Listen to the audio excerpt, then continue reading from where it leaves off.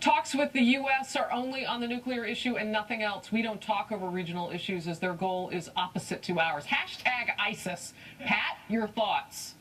Well, I'm not even sure who's for the deal in Iran, but everything they're doing works against us, and this president has been in bed with them since day one when he wouldn't support, after the riots in the streets by people after the rigged election in 2010, and he said nothing. And he wants to attract them as allies. He watched while they just took over Yemen. The Revolutionary Guards Corps, which controls Iran's nuclear program, has said they are not going to. They're totally opposed to this deal. They're the ones taking over, helping this war in Iraq. And their leader is the one. They have killed thousands of Americans, and we have done nothing. And I've never seen anything like where we trade out our allies for our enemies, and the Gulf states are terrified.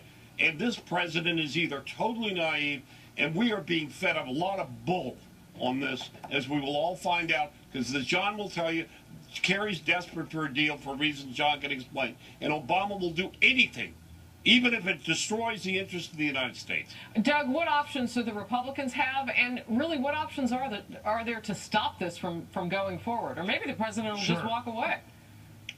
Well, there is the option of passing legislation now that says that any treaty with Iran has to be ratified by the Senate. Now, the problem is the president has made it very clear he'll veto that legislation, so we need 67 votes in the U.S. Senate to override the veto. That being said, it's a very high bar to overcome, especially since Obama has made very clear there'll be retribution against any Democratic senator who opposes him.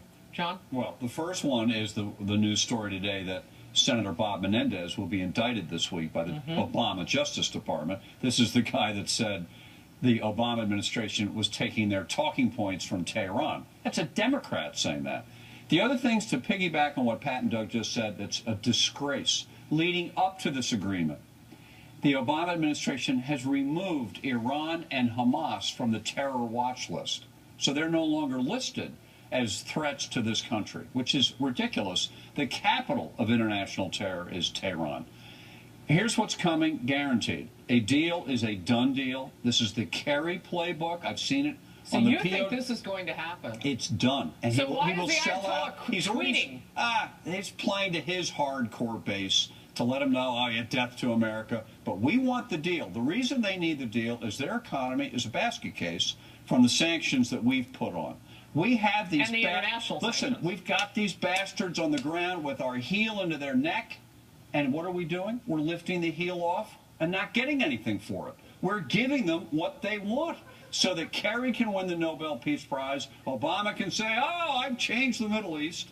And the world will be much worse because of this thing. Wow. You and do Kerry not can run words. for president. Pat? Yeah. And Kerry can run for president. I have said that about number. I've said that there are some indications that he might try to look at that. What are your thoughts?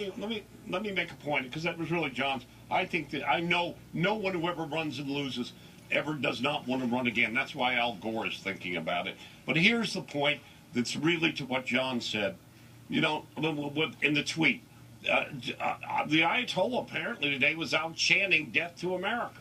I'm telling you, all you have to do is look at the IAEA. They have no plans to actually observe this agreement. They're demanding the sanctions be lifted. They will be lifted. And if Obama has to go to the UN, I'm telling you, they are no intention of observing a deal. All right, something else. There is no way to protect it.